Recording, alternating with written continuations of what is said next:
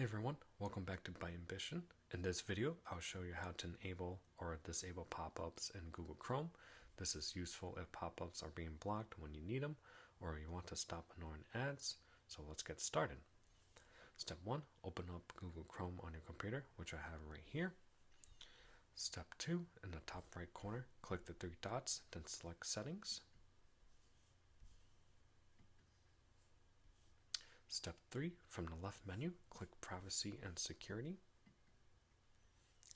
Step 4, click Site Settings. Step 5, scroll down and click Pop-ups and Redirects.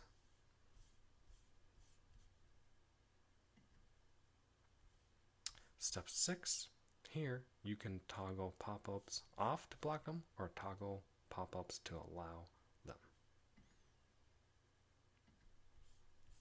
Step 7, which is completely optional, you can also add specific websites to always allow or never allow pop-ups, which is right here and also here as well. And that's it. You have successfully enabled or disabled pop-ups in Google Chrome. If this video helped, like the video, subscribe to ByAmbition, and I'll see you in the next one.